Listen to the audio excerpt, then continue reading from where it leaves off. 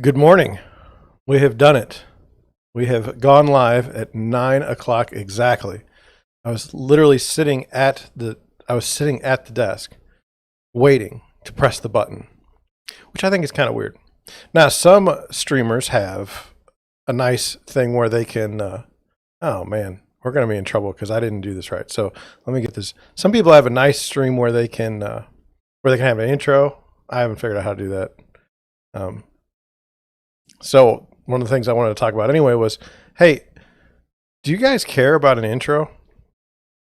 I mean, I've gotten to the point where it's like, how do I say it? I've got 93 videos out right now, or I'll have 93 as of today, and they've all got intros, and they used to last 30 seconds. Well, I learned real quick that no one wants to sit through a 30-second intro, so I cut it down to like 5 seconds. And for some reason, to me, it sets the show.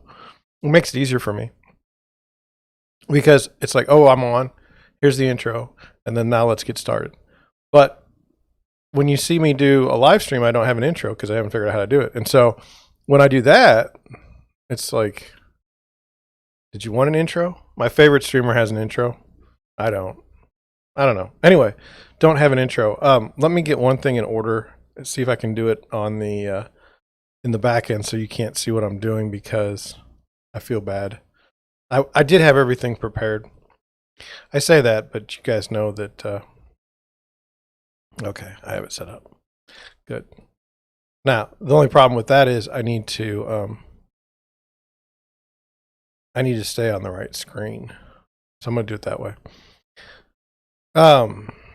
It's weird. When I stream, it's different than when I do a video on how I like to do it. I guess I could do it. I guess I should get used to it. I'm changing it. I'm sorry. I'm changing it. I'm going to do it the way I want to. It's probably going to screw me up. I'm probably going to end up in the wrong camera angle or the wrong screen when I need to be, but that's it. So, gosh, it's 2 minutes in. How are you doing this morning? It's 9 o'clock. Saturday morning, middle of December. Had a fascinating, like always got to do weather. We had a fascinating situation here, and it still exists right now. We got high winds, so I could go out. The park could go out at any moment. But last night we had really heavy storms. We didn't have a tornado here, but there were many people in the Midwest affected by those. What did I do last night? Well, it was Friday night. You know what I do on the weekends? I show houses. So I did want to go over that.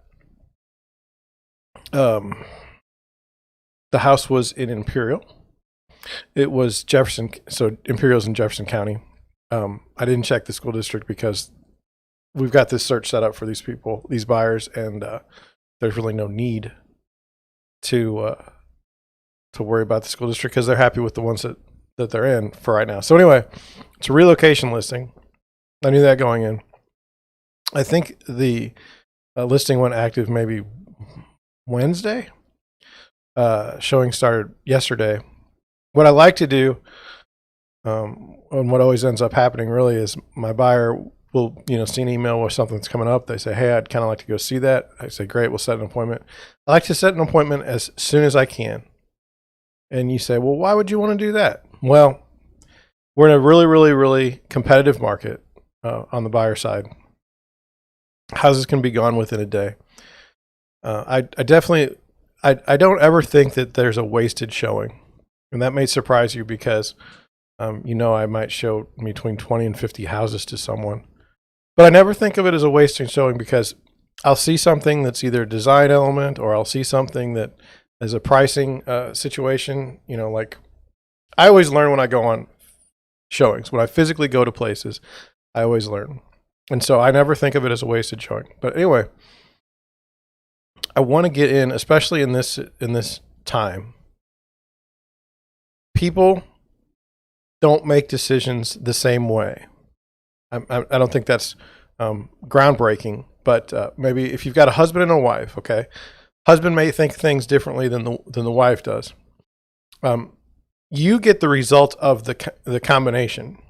Okay, the decision is made through a combination of the two. Now you can argue that it's 90-10 to the wife. You can argue whatever you want to, but it's the decision is made by both for the most part. It's a combination.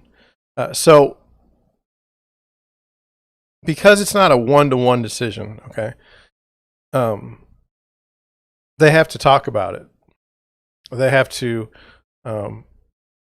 see if they're on the same page. And so what I'm trying to do when I'm trying to get a showing quickly is I'm trying to buy time for my buyers.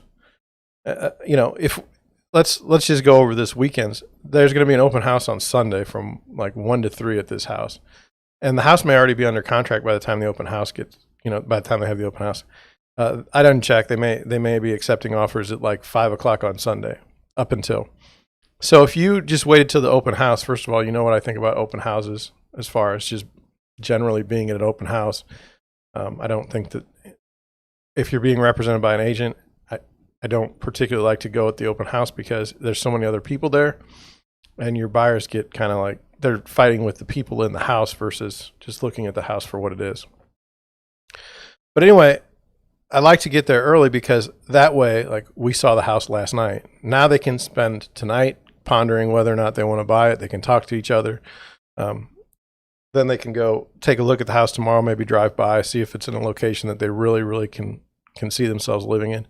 And then if we get to Sunday, if they want to walk through it again, they can. Also, if they are very, very interested tonight, I have no problem as a buyer's agent to go and show the house again tomorrow for a couple reasons. One, the location of the house is it's not rural, but it's in the suburbs, but it's kind of like hilly. And in St. Louis, it's getting dark around 5. And so before these people had to get off work and everything. We didn't get to see the house until 6:45. It was pitch black dark. This particular house has a pool and some outside landscaping that's just really hard to see during the night. The house itself was hard to see. There's not like a street sign or a street light right by it. So, is it aesthetically pleasing? I don't know. A lot of siding. Now, we go in the house. If they do decide at any point in time that they want to make an offer, we'll make an offer. In the offer sense, let's go over that. Many buyers, I would say, are hesitant to put in an offer on a property they might be interested in. Might is not a high enough threshold for them to write an offer. As a real estate agent on the buyer agent side, I don't get worried about writing an offer for a couple of reasons. One, offer could be rejected. 2, you can't ever buy a house if you don't write an offer. So those are the 2 main reasons. But we'll have to see how it goes on this house. I don't know. I don't know how it's going to shake out. But anyway, I'm not opposed to writing offers. However, I have been doing this long enough to know that we can go to a house and everyone be, hey, I want to buy this house. And we can go the next day and they can be like, this is terrible. What was I thinking last night? And I don't want that to happen to my buyers. I don't want them to write an offer on a house that they realized they didn't want, but now they're stuck in kind of the negotiations. And then we have to come up with a way to get out of the contract through the inspection clause or, just say, no, we're not interested. And probably wouldn't happen because that's not really, well, sometimes I'll say if there's multiple offers, I'll just tell them, hey, we're pulling our offer and it's not because of you. Don't take this offer. But I don't want to do that. I don't want to be in that position. I think it stresses out the buyers. So I don't want to do that. So let's go over this house in not too heavy detail, but just kind of how one approaches a house. It's different for every buyer, but we got there. There was the super wasn't ready, which is the automated lockbox, which is fine. Had great showing instructions. They said there's going to be garage door opener in the mailbox. Just get it out of there and open the door. So we did. I would like your thoughts on that. We went in through the garage. I would say 99% of the people will never go through their front door to get in their house. My wife is a little different. She's using our front door much more than I ever would. I would just go through the garage. But for the most part, you're going in through the garage, your house. Just makes the most sense. So we'll go in the garage. On the right-hand side are the washer and dryer. Immediately when you walk in, there's a nice room, laundry room right there. I like that. I like it close to the kitchen. I like its own room. So I like that. Hardwood flooring was a little, I didn't like it, but it's okay. It was all right. The kitchen, then you walk in the kitchen, and the kitchen to me was pretty small. For these buyers, they already have a house with a small kitchen, and they're trying to get a bigger kitchen. So that was a negative.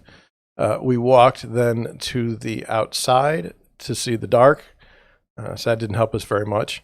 Then we went to the living room, which is right off of the kitchen, and it's beautiful. It's a 2-story home. They say 1.5, but it's 2 stories, full 2 stories, and it's open. So you have this dramatic living room area.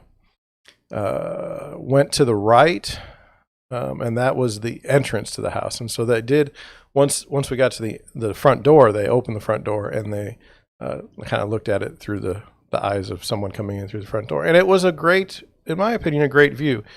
You walk in, okay, to the right is a coat closet, but when you're looking straight ahead, on the left is what I would consider a formal dining room. Straight ahead of you, there is a door frame, no door, but then this wonderful open living room. And then on the right is the hallway for a half bath. And then you have the main floor master bedroom, which was huge in that same hallway. And then you have a huge bathroom with a big closet in the front. This house in particular is the way it sits on the lot is kind of annoying.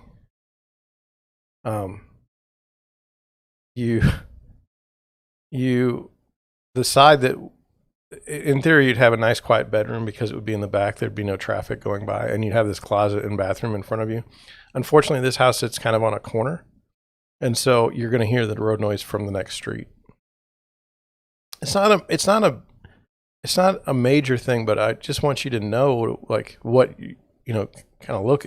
What are you looking for when you're going to buy a house, or what should you be looking for, or could you be looking for? So anyway, that's how that went.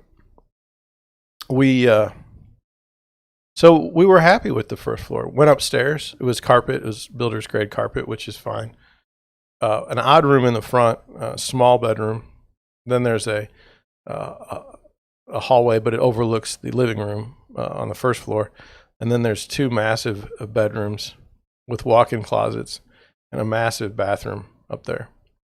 So 3 bathrooms in the listing, 4 bedrooms total. But some of the things they did right was the second and third bedroom were of great size. So I would say, 10 by 10 is a little small for your family nowadays. This was probably 16 by 15. They're big. They're big and good size. And with that walk-in closet, the kids could really, this particular couple has kids. It'd be great setup. So then we went in the basement. Basement's unfinished. It's huge. Cracks on the walls. So my own preference as a buyer's agent is that the basement be unfinished, because you can hide all kinds of terrible structural things behind the basement walls and then not know about them. And then when you buy no inspector's going to look behind the wall. So then when you actually buy the house, you have water issues or structural issues over time, which is not something I want to be associated with. So I much rather see the basement walls. This particular one, there's been some epoxy crack repairs. The house was built in 2005, I don't know around other parts of the country, but in St. Louis County, Jefferson County, St. Charles County, basements always crack. Now, I don't know why, but they do. It seems like houses built in the 60s or the 50s didn't crack as much. I have no statistical reference for that other than I just go to a lot of houses, and from what I see, it seems like we have a lot of cracks now. Cracks aren't so bad if they're vertical cracks. You see them by a window sometimes. That's not unusual. But I don't know. I just feel like we should be able to be building basements. Like, we put a man on the moon. We've got people in space. We've got artificial intelligence. I think there's some robots now that can split off from one of them, can grow each other or something. I don't know. I didn't pay that much attention to the article, but we've got all these great things. We cannot somehow build a basement that doesn't crack. It's just kind of depressing. And I hope that that's not controversial. I'm trying not to be so controversial. I kind of went after some guy, some nitwit yesterday with his ridiculousness on uncoupling agent commissions from an advocacy group, kind of pretending that it's not an advocacy group. That's somehow a balanced article. Probably going to take a few shots at politicians today, but I think that's fair. That's not controversial. They're terrible people. Republicans and Democrats. Don't confuse where I'm at, because don't like either one. Let's see. So here's how I left it. I said, sleep on it tonight. If you're still interested in the house tomorrow, we can either come and see it again, or we can write an offer, whatever you'd like to do. If I always ask if you have any questions, because I can always call the other agent and see if they could get the answers for me by the time we show it again. I've found in our business that agents are very, very cooperative if they think you might put an offer, or if you're, respectful. I mean, I can get a call through in a timely manner. For the most part. Now, the ones that aren't respectful and the ones that aren't great, aren't great people in the first place. It's got nothing to do with the fact that they're real estate agents. But I don't know. I don't know if we're going to see an offer or not.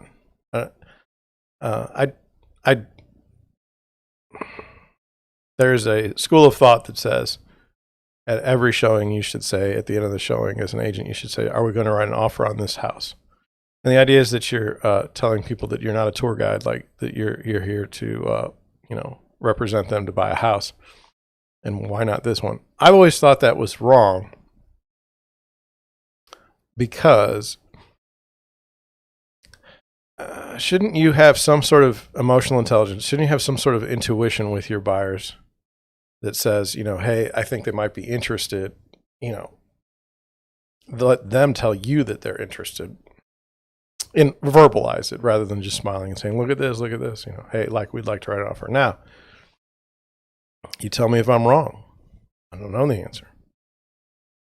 I don't know. So anyway, that was the showing. Now, what made it interesting, I think I alluded to it earlier,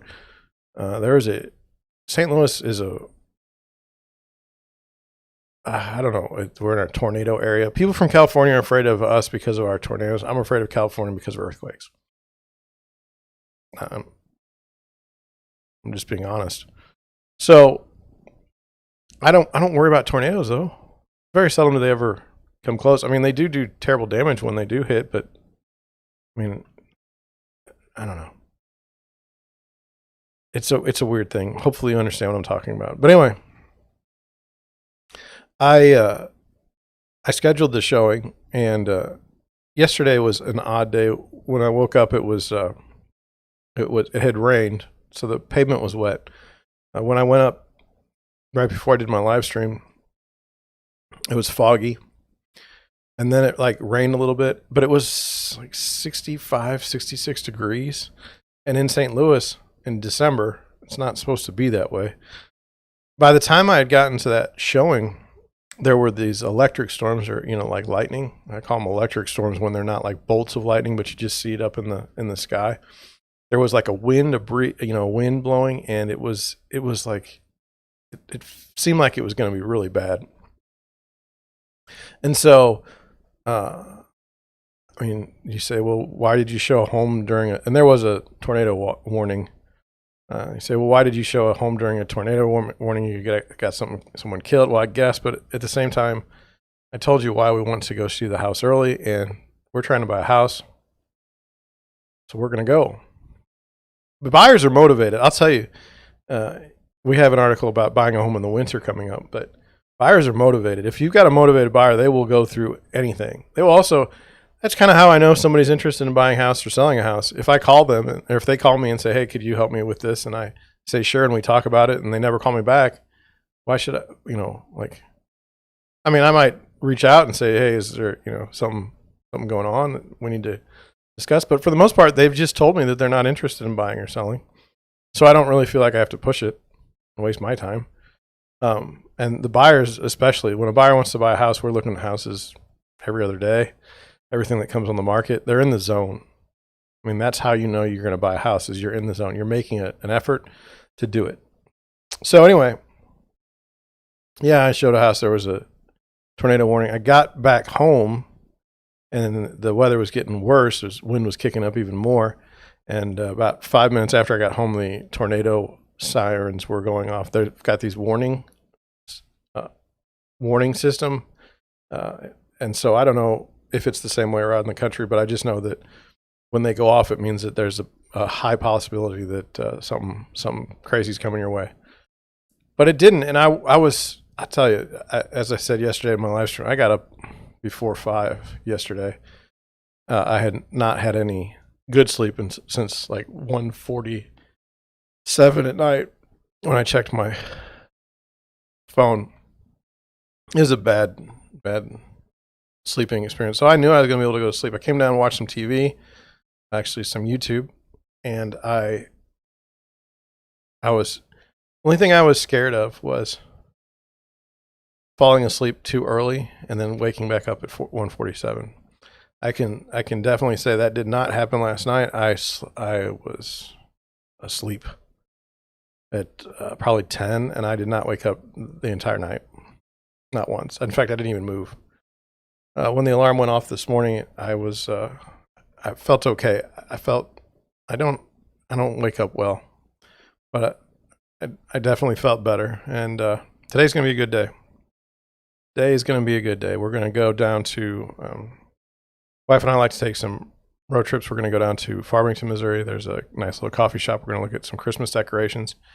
It's about maybe an hour and a half away, and just spend the afternoon together. And on that, now, I'm not a relationship expert, but my business is such that there's weekends where I'm gone the whole weekend, or I'm working on a contract and I'm showing houses, and it's just crazy. And my wife works during the week and she's off on the weekend, so that's more traditional. But when I get time on the weekends, I try to spend it with my wife, at least, because when else are you going to do it when you're working all the time? And so anyway, that's where we're going to go this afternoon. I don't know if they've been if Farmington's been impacted by the tornadoes, but we'll find out. So that's going well. I wanted to go over some other things. Today is the 13th consecutive day of live streaming. I managed to do worse yesterday than ever before. I had 200 impressions this morning when I woke up. That's down from 600 the day before and 1,000 the day before that. I'm putting out content and doing worse, which isn't true on the podcast. I'm doing very well on that medium. I don't know why. I seem to do better on the podcast than I do on YouTube. If it's true that I've got a face made for radio, that might explain it. But I am doing better on podcasts now. Yesterday's podcast, I couldn't load up on my hosting because it just was broken, and I gotta make some changes, and I'm a little nervous about it. So I kind of want to wait so I don't crash my site, but we'll see. We'll see how that goes. But, you know, I told you the idea that you just put out content and people watch it, like unless you've got a name kind of to start, you're a problem. You know, you've got a problem if you don't have some sort of baked in audience in 2021 on YouTube. So for those of you who just joined, or for those of you watching after the stream, hey, subscribe, help me out a little bit here. I need the subscribers because right now I just have 15. It looks bad. Views I'd like to get up, but I understand views can come from anywhere. So I don't, you know, some people say it's a boomer thing to worry about subscribers, but I mean, you have to have subscribers to watch your stuff. And you say, well, the subscribers don't necessarily watch your things. They're just subscribed, and that's true too. But, you know, let's just say I need some subscribers and we'll go from there. Now, one thing I want to circle back around that house that I showed last night that I forgot, I thought was a good point in the marketplace is this. The people that are living there, it's a corporate relocation. The people that are living there paid $320,000 for the house in 2020, and it's on the market for $375,000. They've got it painted. That's what they said. So the distance there, 20 to so $55K, just for having moved into a house and lived in it for a year, seems a bit much. I had a question for the chat. I had a question for everyone out there. Is how relevant is Google search for finding a real estate agent anymore? So do you ever go to, like, say you want to find a real estate agent, do you ever go to Google? Do you ever type it in and then look at the results and try and figure out what's going on? Or are you more likely to say go to Zillow and look at those agents when they used to have them, or go to realtor.com and look at a listing, and just when you see the listing, look on the side and see that there's other agents there? Is that how you do it? Or, you know, how do you even ever look for an agent on Google? It was really weird growing up as time changes, you know.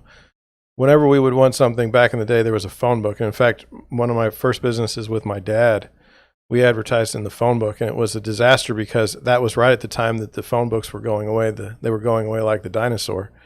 And we got some calls, but they were just ridiculous.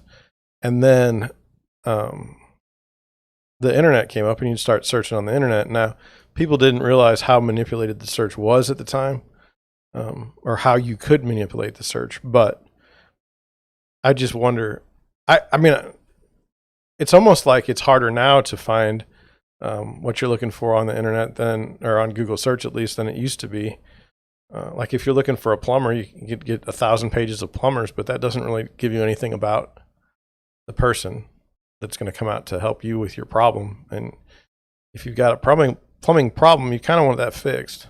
You know, you don't really want to debate this too much. So there's that. But it seems to me like no one's really going searching like that anymore. And with the rise of Facebook, Instagram, it seems like people consume so much more information with their favorite platform that they don't really need to search Google. So let's say you want to buy a shirt. Okay. So you look on Instagram and all of a sudden you have 14 shirt ads. Well, probably just go with one of those, I'm guessing, because they're right in front of you and they're right in your favorite platform. But maybe I'm wrong. I told you, I think one time this week, I was really uncomfortable with a realtor had put a Facebook ad out there, and people were saying, they'd write in the comments, I'll never use you because you spammed my news feed. And it's like, so because the person advertised and it showed up in your news feed, you're not ever going to use them. But like, were you ever going to use them in the first place? 'Cause you wouldn't even know they existed. The advertising in St. Louis is a fascinating thing. It's a very small town in theory. There's 3 million people, but everybody seems to have a friend who does this or have a friend that does that. And when you see advertising in St. Louis, like there's these lawyers that are personal injury lawyers, so they make good money. There's no question. And instead of running commercials about like, hey, we'll get the most for you, and hey, you should call us and have their face plastered over there. They used to do that, but now they're doing it on YouTube. They're having a channel where they're like, 3 fat guys get a sandwich. I don't know if it's working for them because the largest personal injury law firm in the United States has just started advertising here. And I don't know. I don't know how I would advertise as a real estate agent now versus 10 years ago or longer. I mean, it's weird. It's a strange time we live in. So that was one question I had with Google and the search, and it's more important that you know, or that you tell me, because I'm not biased because I have no idea. So I want to do a little bit better with my transitions. I have these thoughts and they're all scattered, and so what happens is I'll just start talking about something and then I'll change, and then you guys don't know that I'm on a different topic, or I'll go back to a topic. I want to look at it a different way. But what I wanted to go over next is just kind of the way the world works, and so it's a transition. And so I'm just going to read part of it that I wrote down as a note. And it's like, there are many parts of life, and I think that politicians know this. So when we talk about inflation, that crushes the poor and the working poor. Okay, so inflation to me is the biggest devil there is, because with inflation, runaway inflation will just destroy an economy. So instead of with the politicians, what my point was is there's these people are complex, and the way in which they view the world is complex, and so I think the politicians know this, and so I think they use that to our disadvantage. And let me try to explain it. So instead of fighting inflation, which is the worst, literally the worst thing for our economy and life, quality of life, we talk about something such as sustainability, or like a green program, which is something the poor literally can't afford to have anything to do with. We talk about expanding healthcare for all, but not about the rising costs associated with the policies, which again crush the poor and the working poor. We talk about China and Taiwan. We talk about Russia and Ukraine, and we do our best to forget about the 2 decades-long war in Afghanistan because that was embarrassing. But none of these policies help the working poor or the poor. And shouldn't the role of the United States government be to look out for the interests of all their citizens, and not just the most well-off or some portion of a group? It's getting ridiculous. Inflation runs the risk of stagflation, which is a period of stagnant growth, unemployment, and recession. Inflation can cause that, and that's partially why the job numbers this past month were such a cause for concern. They were predicting like 600,000 on the rolls, and they got 200,000. Inflation is really, really bad. I'm using my platform on YouTube to try and steer the conversation. And I know you're like, John, you've got like 4 people, but with those 4 people, I just want you to know that it's important. We need to be talking about inflation. We need to be demanding. The last thing that I saw is that we shouldn't worry about inflation because everywhere in the world is worried about it, or is encountering inflation, and that's I don't care about the rest of the world. I care about the United States. Okay, I mean, to say that Venezuela is dealing with inflation is to miss the point. They have reasons. They are dealing with inflation, and similarly, the United States has reasons it's dealing with inflation. It might be ridiculous spending. Okay, it might be. There's this idea of the debt ceiling, and the idea that there's, and I'll just go how I think it's going to go. Right now, we have Democrats in charge of the House, Democrats in charge of the president of the executive branch. Democrats are not in control of the Senate. I think it's like tied. I think maybe they're a little bit ahead, but they have some people that don't vote their way. Okay, the Republicans are not the party of power right now, but the policies that are going on in the United States are so bad that the Republicans will take the House in the next election cycle. I have no doubt. Okay, but it's kind of false, because even right now, McConnell, all these Republicans, establishment Republicans, what I would call them, voted to increase the debt ceiling without any sort of debate. And they say, well, we can get people on record for how they voted. No, you did it. And that's the real problem with the Republican Party is instead of the Democrat Party, if they want to do something, they do it and then they ask questions later. Okay, so is this legal? Not what they're concerned about. They will do it and then they will wait for the courts to either tell them that it was legal or not. But they act first. They ask questions later. Republicans counter that by saying, well, you can't go that far.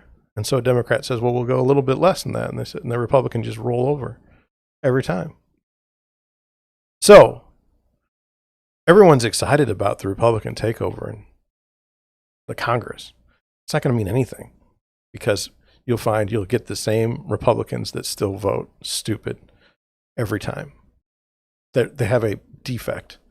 So again, I'm not a Republican, not a Democrat. I care about all of us, all the people in the United States. And these policies, especially being lax on inflation or lying about inflation, hurts people, hurts many, many, many, many people, many, many families. And I think that's wrong. We should always be looking out for the people. And you say, like, and in that case, is there a balance? Absolutely. Absolutely. Should we be pro-business or at least friendly to business? Well, we're not pro-business and friendly to business now. We are friendly. I mean, it depends on what business you're talking about. I mean, we've gone through years of trying to destroy small business, and we've gone through years of major corporations being infected by all kinds of different agendas and really, really just marching lockstep with the government. So if you want to look out for those definitions online and figure out what that says, then enjoy. Anyway, inflation, bad, very bad. We don't want to minimalize how bad inflation is. Changing subjects. See, I want to do a transition. And I want to have some fun. So here's some fun. I told you a while back, I said, when the channel wasn't doing very well and when my views were going poorly, I definitely took it as a reflection on myself. And so I got really, really depressed.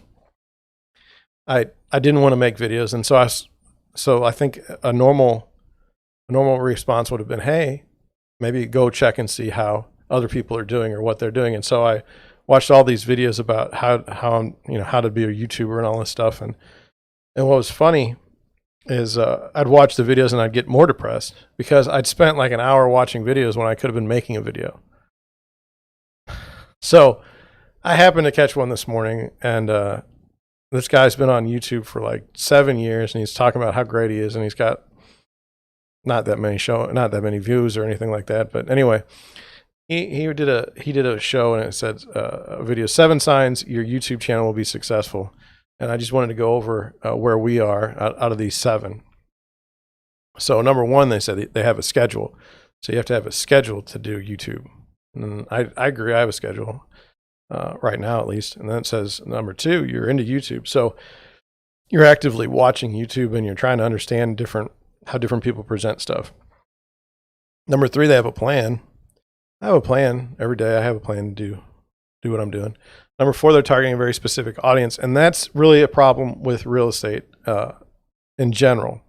I'm targeting a specific audience, those that would be interested in buying a home or selling a home. But this is a timely issue. So let me put it in a different perspective. So let's say I think you all know I like to watch shows on YouTube where they repair cars. Because I hate the idea. I mean, if you've ever repaired a car, you know how bad that can go.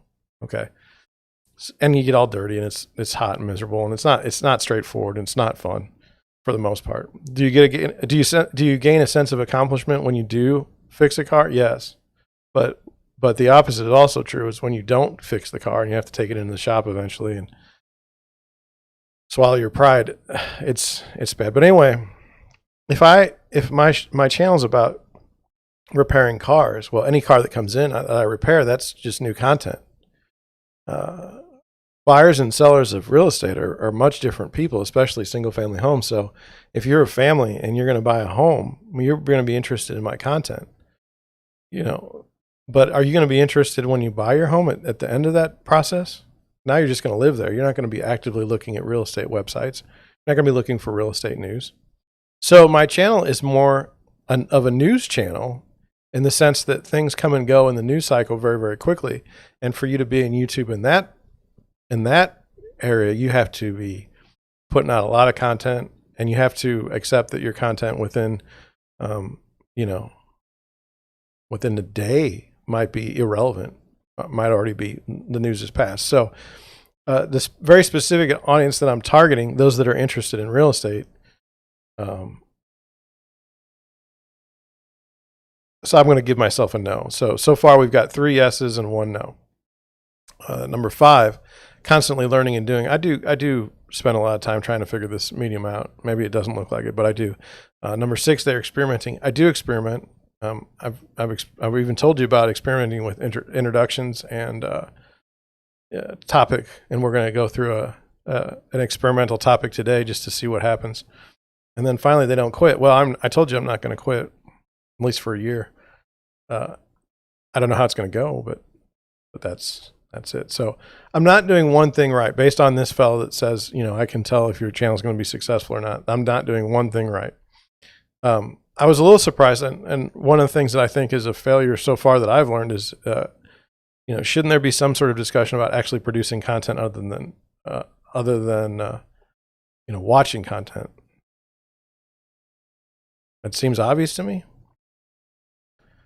Like, you got to produce the content before anybody's going to come and see it. I'm thinking, but I'm not a YouTuber that's been on here for the platform for 7 years, and I'm not in the niche of saying how to do YouTube. So here's my experiment today.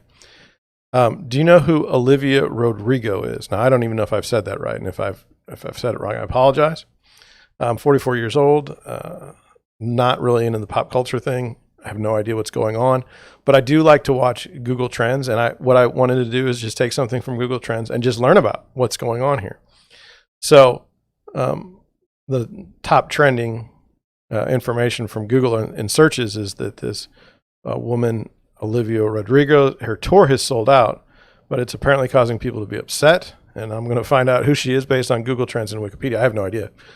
So I went to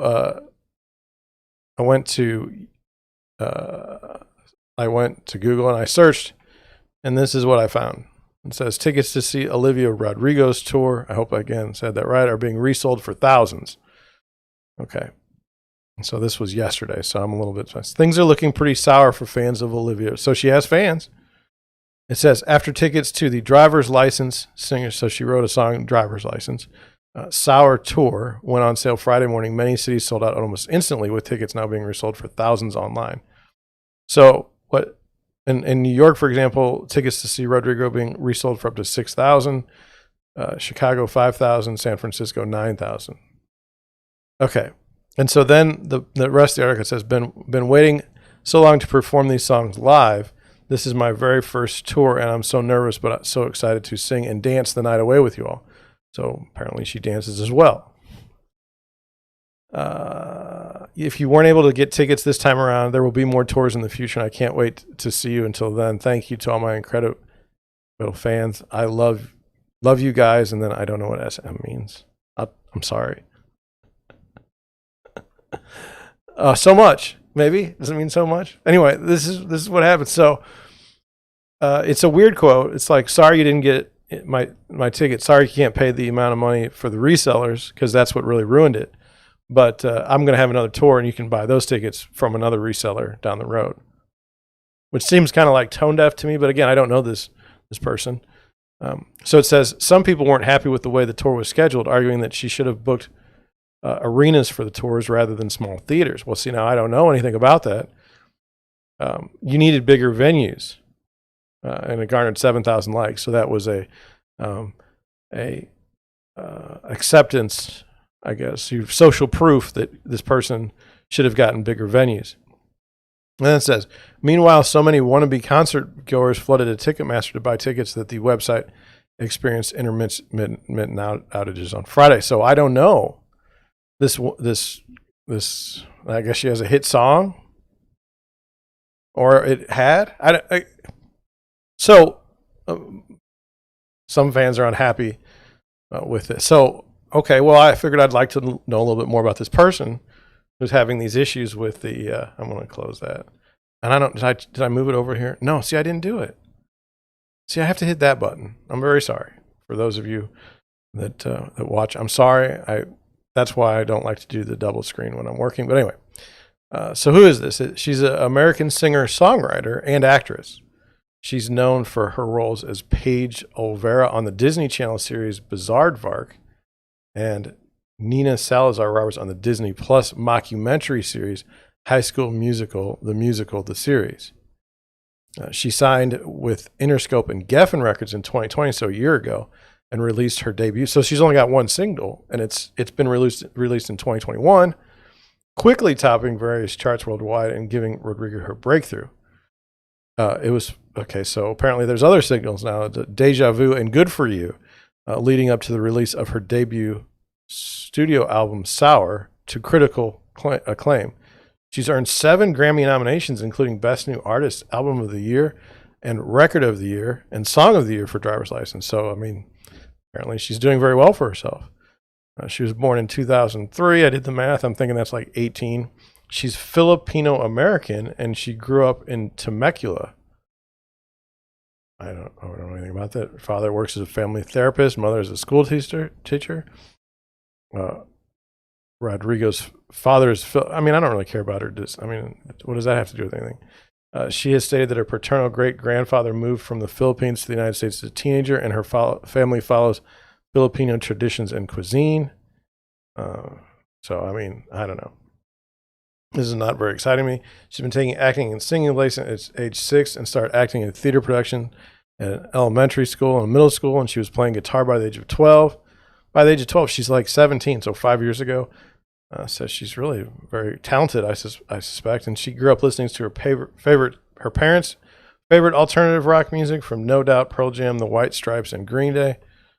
And she was interested in songwriting after listening to country music, especially Taylor Swift. She moved to Los Angeles when she landed her role on Bizaardvark. 2015, 2019, early work and High School Musical, the series. Now, the girl's a woman. I don't want to be offensive, but she's 18, and her early work is from 2015 to 2019. So, okay. So I'm just going over this, and so she played a guitarist in this Disney Channel series. Anyway, then whatever. I'm kind of bored of this. I don't really care. I hope it works out well for her. I love it. Thank you very much, Ruth Underwood, for your spam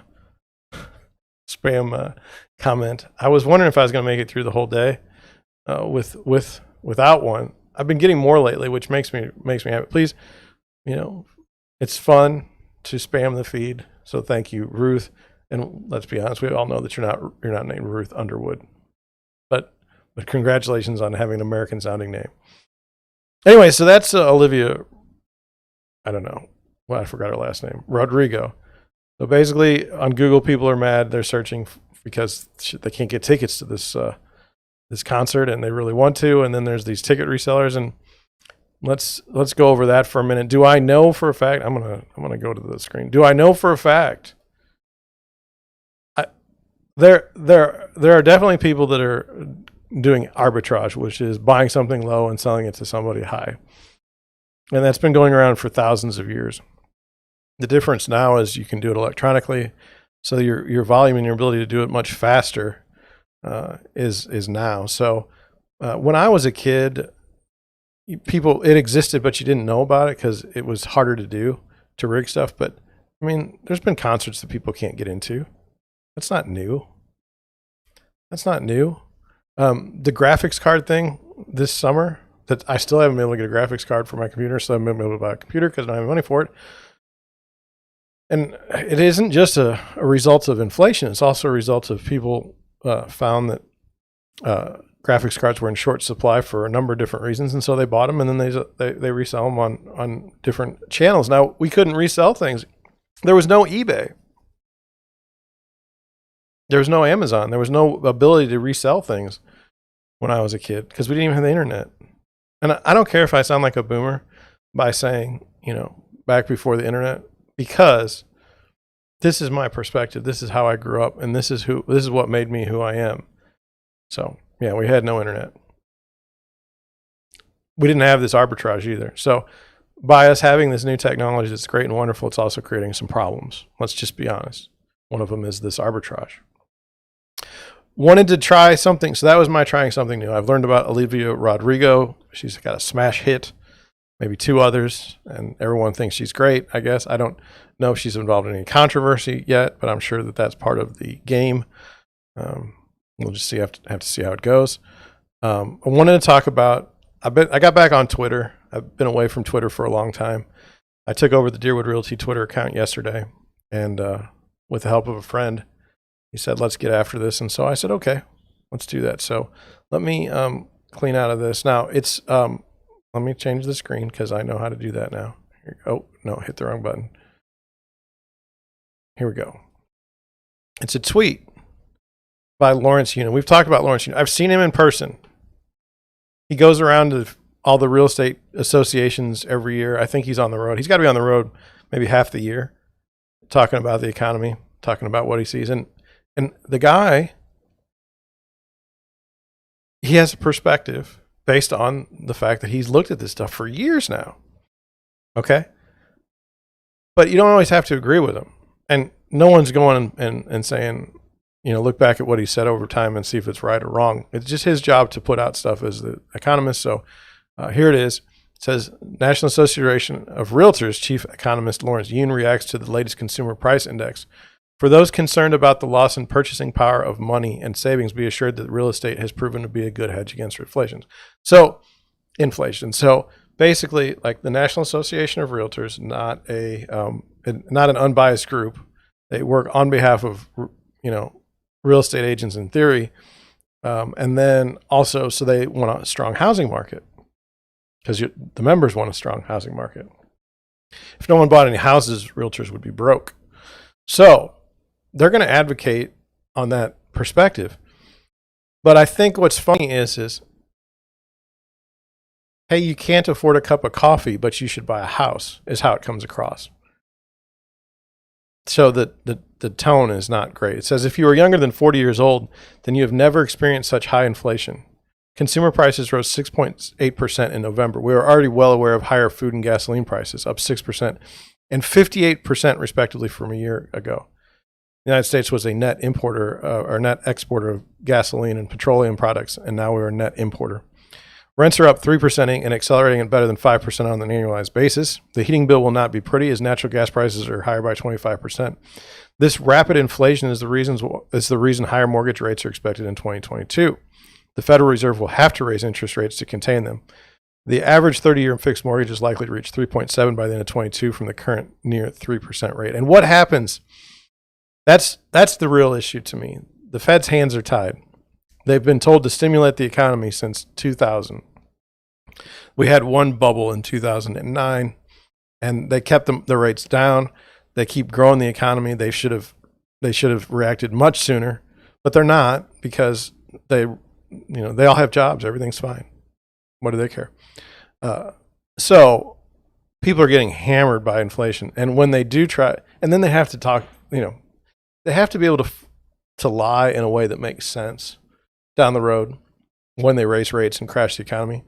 So they kind of have to, it takes a while to come up with enough BS to do that. But anyway, one aspect of inflation that real estate has proven to be, one aspect of inflation is that real estate has proven to be a good hedge. In the 70s, a high inflationary period when CPI averaged 7.1% a year, home price gains outgained inflation with a 9.9% gain. So great. Now this is all the homes across the United States. Not good. Like what is it? 2.8, 1.8%. Great. Even when interest rates soared in the 80s and thereby crushed home sales, home prices still held up to consumer price inflation, 5.5% versus 5.6%. Very, very, very, very slow. Very, very small. That's because rents were soaring. Other decades also show similar patterns. Therefore, for those concerned about the loss in purchasing power of money and savings, Be assured that real estate has proven to be a good hedge against inflation. Look, if you believe that,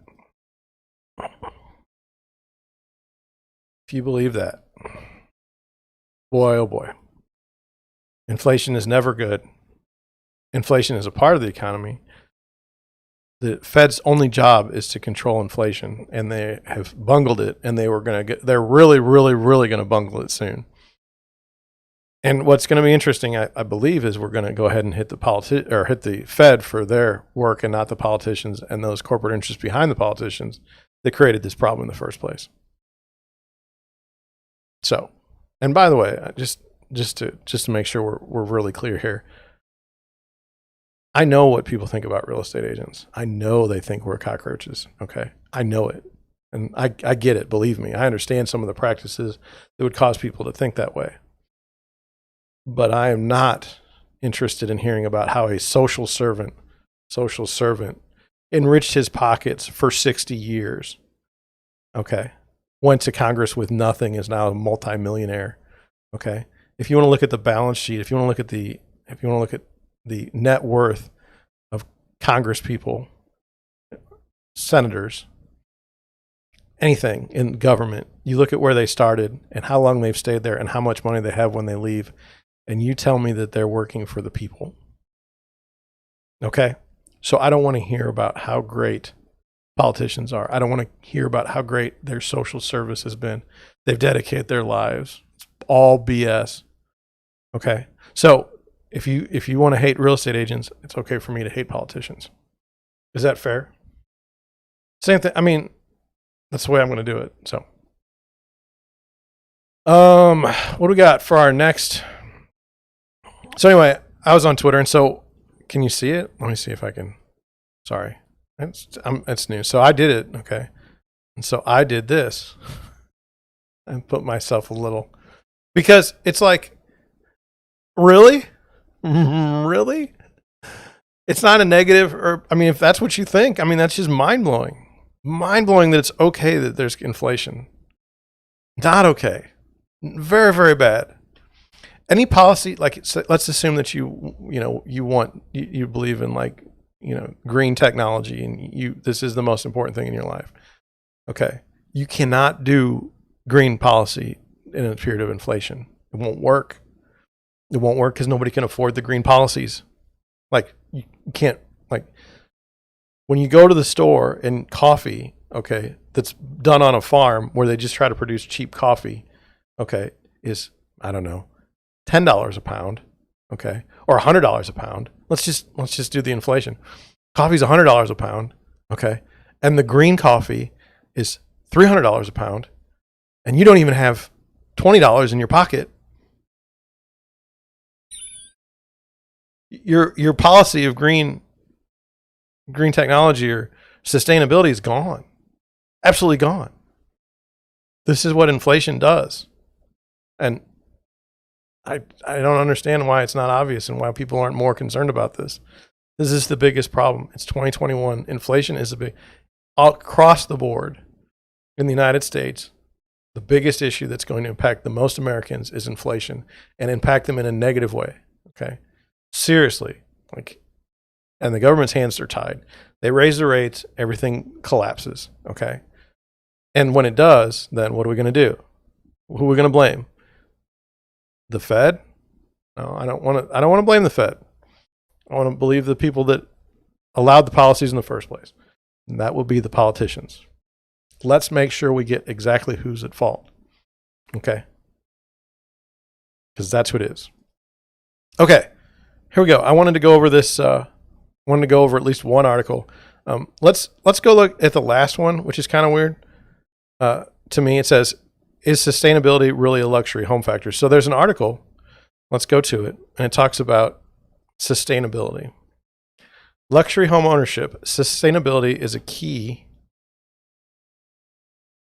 buying factor as COVID continues to impact trends. Now, I don't know about COVID. I don't like to talk about it online on YouTube because I know that my channel is going to get throttled. So I'm not going to talk about it. I don't have any advice or that. I'm just reading this article. It says demand for luxury home purchases has not dwindled, even as the pandemic's volatile nature continues to pose challenges in real estate, according to a luxury real estate report.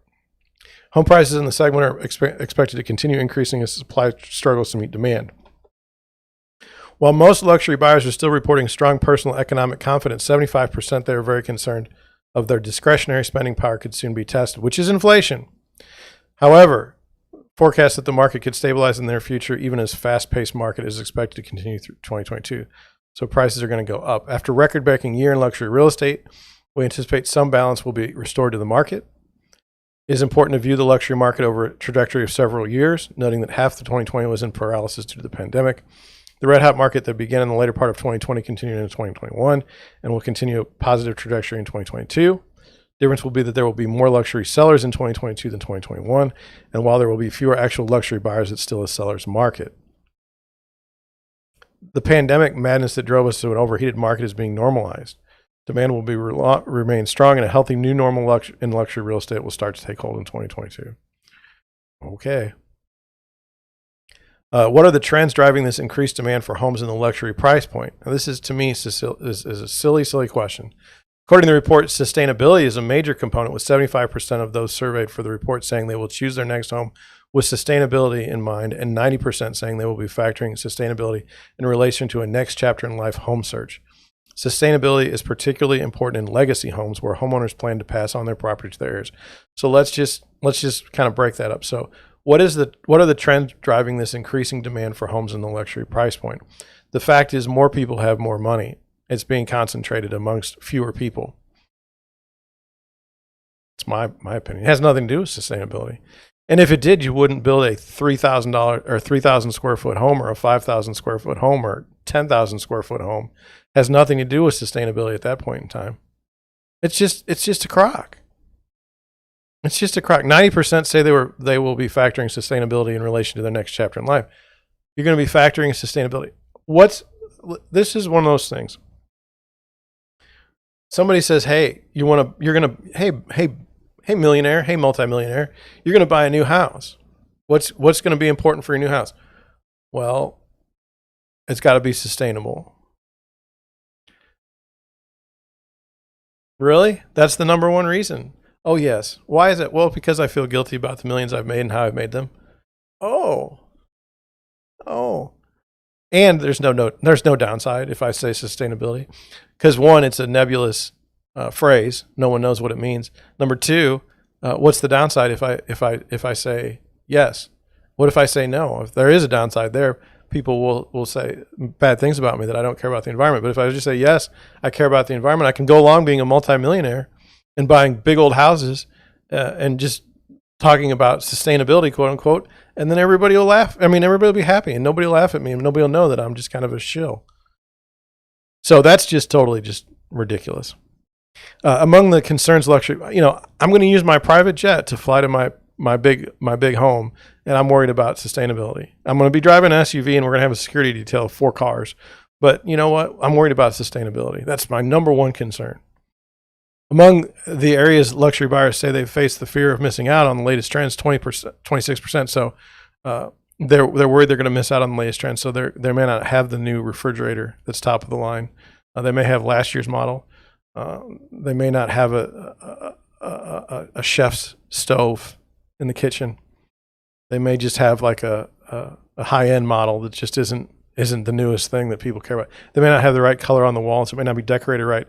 26% of the people are concerned about that. 27% of the people, which is weird, you'd normally think that you'd put the highest number first. 27% are concerned about having a space that can accommodate remote work, the latter of which was cited last year as a top consideration according to the home search. So, oh my God, I'm going to have to stay home. I don't know. Of the 12 bedrooms I have, which one I can make an office? On a global scale, this segment of home buyers is interested in purchasing across all price points, which is funny. So I live in Afton. Are the affluent going to buy a home to live in Afton for maybe $150,000? That's so stupid. Over 14 million affluent households are interested in purchasing a new home, 6.4 million of which are in the luxury category. While 1.2 million homeowners are interested in selling in the next 3 years. Well, that's because they can buy and sell, and they don't really care. They have the money to do it. Then we ask a tougher question. Where is the segment moving? While suburban migrations have been popular amid the pandemic, there's reports that over half the luxury buyers globally expect to purchase their next home in a city, while 77% just want to be within commuting distance. It's fascinating. Shared living spaces are fading away as single-family homes grow in popularity. A trend led by North America, but catching up in Europe and the Middle East, where 40% of the buyers seek the additional space and privacy. While the demand for homes continues to increase across a wide range of buyers in the luxury space, there's been a surge in real estate priced under $1 million, signaling that upper middle class buyers who delayed purchasing due to COVID are making their way back into the market. So you people that buy a house under $1 million are not luxury for sure. And under $1 million is just peanuts. This is a ridiculous article. It's the last article I want to do today. But, seriously, sustainability is the number one issue. I was going to go here and fix this. So what did we learn today? Well, we learned that somebody named Olivia Rodrigo is very popular amongst some group of people, and she's got problems with her tour.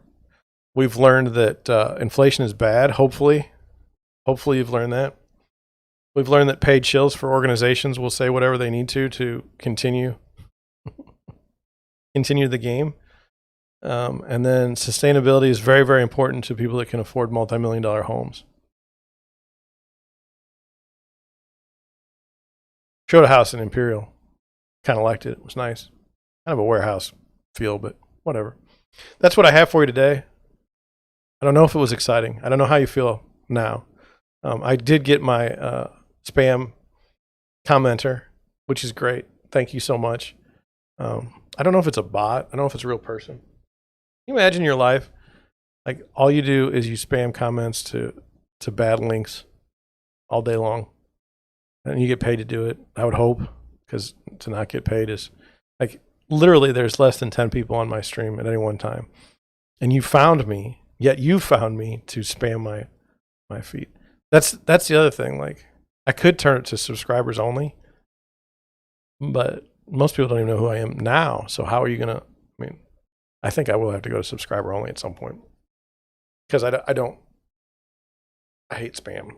I think everybody does. Anyway, that's all I have for you today. I will shoot a video. It might come out late because I have to do some things, but hope you enjoyed watching.